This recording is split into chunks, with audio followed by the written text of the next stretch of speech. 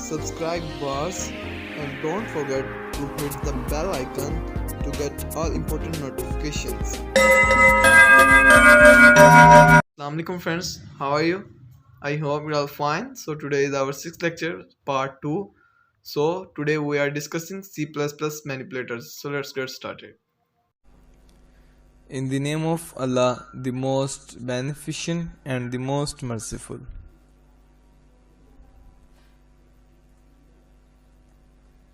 C++ program. So friends, today is our 6th lecture and part 2. In the previous part, first we were discussing input and output in C++ and escape sequence, and now in part 2 we are discussing C++ manipulators. जो C++ के manipulators हैं ये same as work करते हैं escape sequence के, तो अब हम इसे स्टडी करते हैं. C++ manipulators. C++ manipulators are used to format the output in different styles.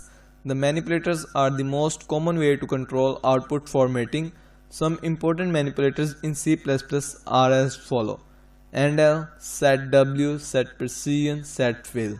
तो फ्रेंड जैसा कि उसने हमें पहले बता दिया, जो C++ के मैनिपुलेटर्स हैं ये सेम एज एस्केप सीक्वेंस के लिए इस्तेमाल किए जाते हैं. जैसे कि एस्केप सीक्वेंस को हम यूज़ करते हैं उसे कोडिंग को फॉर्मेट करने के लिए, यानी कि जैसे कि \n को यूज़ करते हैं हम न्यू लाइन पर जाने के लिए, ऐसे ही मैनिपुलेटर्स को यूज़ करते हैं. तो नेक्स्ट स्टडी करते हैं AND-L.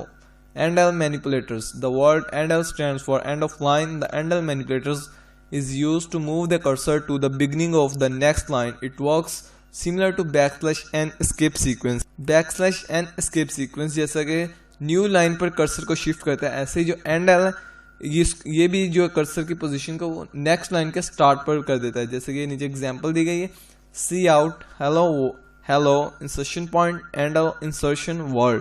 The above line will display as hello world. First of all hello print होगा, देन जो इंसर्शन पॉइंट के बाद AND-L आएगा तो AND-L कर्सर की जो पोजीशन है उसे न्यू नेक्स्ट लाइन के स्टार्ट पर सेट कर देगा और देन वर्ड प्रिंट हो जाएगा. नेक्स्ट है setPrecision मैनिपुलेटर्स. जो ये setPrecision मैनिपुलेटर है ये फ्लोटिंग पॉइंट के लिए इस्तेमाल किया जाता है, और जो जैसा कि फ्लोटिंग पॉइंट के हम विड्थ को सिलेक्ट करते हैं कि इसके डेसिमल पार्ट में इतने हमें डिजिट्स नज़र आए, यानी कि उसके पॉइंट के बाद हमें इतने डिजिट नज़र आए, यानी कि पॉइंट के बाद हम चाहते हैं कि 2 डिजिट्स नज़र आए या 3 या 4 या 5, ये उस चीज़ के लिए setPrecision मैनिपुलेटर यूज़ किया जाता है. The setPrecision manipulator is used with floating point number. It is used to set the number of digits printing to the right of the decimal point.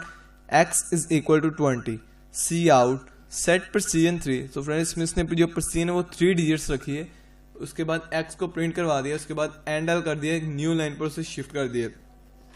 So X की value है 20. तो first of all तो जब C out work करे तो पहले तो उसकी precision को 3 digits करेगा, यानी कि पॉइंट के बाद को 3 डिजिट सेलेक्ट करेगा, देन X प्रिंट होगा 20, फिर उसके बाद पॉइंट लगेगा, फिर उसके साथ 3 0 लग जाएंगे, 3, क्योंकि वो हमने setPrecision 3 किया हो. अगर हम precision की जगह पर 4 करते हैं तो पॉइंट के बाद 4 0 आएंगे, अगर 5 करेंगे तो 5, अगर 1 करेंगे तो 1. ये setPrecision फ्लोटिंग पॉइंट के लिए इस्तेमाल किए जाते हैं. उसके बाद आते हैं setWidth, setW. This manipulator sets the minimum field width on output. Syntax setW brackets X. Here setW causes the number or strings that follow it to be printed within a field of X characters wide, and X is the argument set in the setW manipulators. The header file that must be included while using setW manipulator is #include iomanip.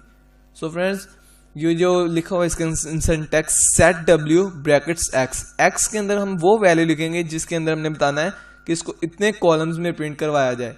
अगर हम वहाँ पर 5 लिखते हैं और उसमें हम A B C 3 digits लिखते हैं तो वो 3 कॉलम्स पर प्रिंट नहीं होगा, बल्कि वो 5 पर ही होगा. 3 पहले A B C प्रिंट होगा, फिर जो 4 और 5 है उसके ऊपर वाइट स्पेस यानी कि एम्प्टी स्पेस वो प्रिंट होगी. तो इसे हम कहते हैं setWidth setWidth मैनिपुलेटर.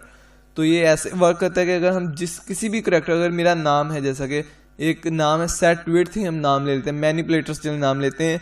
मैनिपुलेटर्स को हमने प्रिंट करवाने के लिए हमें 20 कॉलम्स चाहते हैं. हम लिखेंगे setW bracket 20 then C out manipulators कर देंगे. तो जो मैनिपुलेटर पहले फर्स्ट प्रिंट होगा और जब मैनिपुलेटर प्रिंट हो जाएगा तो ये जो है 11 नंबर्स पर मुश्तमिल है। 11 पहले जो 11 कॉलम होंगे उसमें मैनिपुलेटर्स प्रिंट हो, और देन जो 9 उसके बच जाएंगे कॉलम्स, तो उसमें वो वाइट स्पेस प्रिंट करवा दें। ऐसे ये सेट विड्थ का वर्क करता है मैनिपुलेटर। सेट विड्थ के मैनिपुलेटर को इस्तेमाल करने के लिए हमें सबसे पहले स्टार्ट पर जो है उसकी हेडर फाइल इंक्लूड करनी पड़ती है, जिसका नाम है #include IOMAN IP। नेक्स्ट है सेट फिल मैनिपुलेटर्स। ये भी सेट विड्थ के जैसे ही काम करता है। ये उसके बाद लगाया जाता है सेट फिल, जैसे कि इसके नाम से पता सेट फिल मैनिपुलेटर। यानी कि जितने भी कॉलम हमने इस्तेमाल किए उन सबको फिल करने के लिए इस्तेमाल किया जाता है। This is used after set W manipulators. If a value does not entirely fill a field, then the character specified in the set fill argument of the manipulator is used for filling the fields. See out. Set width 15. So जो इसकी width है वो 15 columns पर set की गई है, और जो सेट फिल है उसके अंदर स्टेरिक लगाया गया कि जो भी बाकी स्पेसिस हमारी फ्री बचती हैं उसके अंदर स्टेरिक प्रिंट हो। उसके बाद 99 एंड 97 राइट किया गया, और उसके बाद एंडल प्रिंट करवाया गया। तो फ्रेंड्स सबसे पहले तो जो कॉलम सेलेक्ट किए जाएंगे सेट विड्थ की मदद से वो 15 होंगे। पहले तो जो कंपाइलर हमारा है वो 15 कॉलम्स को एम्प्टी करवाएगा और उनको प्रिंटेड करवाने के लिए खाली करेगा उस एरिया को। फिर उसके बाद जो 99 और 97 ये 4 कैरेक्टर्स हैं, उससे पहले जो स्टैटिक लगा हुआ है ये स्टैटिक 11 बार प्रिंट होगा, क्योंकि हमारे पास 99 और 97 4 कैरेक्टर्स हैं, 4 इंटीजर्स हैं। तो फर्स्ट पहले हमने विड्थ 15 की सिलेक्ट की है, तो 11 जो कॉलम है वो हमारे पास फ्री है, उसके अंदर वाइट स्पेस प्रिंट करेगा। लेकिन हमने सेट फिल मैनिपुलेटर लगाया, उसके अंदर हमने स्टैटिक को लिखा हुआ है सेट फिल स्टैटिक, यानी कि जो एम्प्टी कॉलम है जिनको फिल करना है वो जो एम्प्टी है उसके अंदर खाली वाइट स्पेस प्रिंट ना हो बल्कि उसके अंदर स्टैटिक प्रिंट हो। तो विड्थ सबसे पहले 15 पर सेलेक्ट की जाएगी, और उसके बाद 11 बार जो है वो स्टैटिक प्रिंट होगा, और देन 99 एंड 97 प्रिंट होगा, और इनको एंड किया जाएगा और हमारा प्रोग्राम एंड हो जाएगा। तो फ्रेंड्स यहाँ पर आप देख सकते हैं ये लिखी हुई है, ये आउटपुट आपको नज़र आ रही है, लेकिन यहाँ पर जो है स्टैटिक्स वो कम लिखे हुए हैं, वो खुद ही मैंने लिखे थे, तो इस वजह से यहाँ पे आप चेक कर सकते हैं यहाँ के 11 आएंगे। तो फ्रेंड्स अब आप देख सकते हैं यहाँ पर 11 स्टैटिक्स पहले प्रिंट किए गए, देन 99 एंड 97। तो ये टोटल जो है वो 15 कॉलम्स बन जाते हैं, जो कि हमारे सेट विड्थ और सेट फिल दोनों को सेटिस्फाई करते हैं।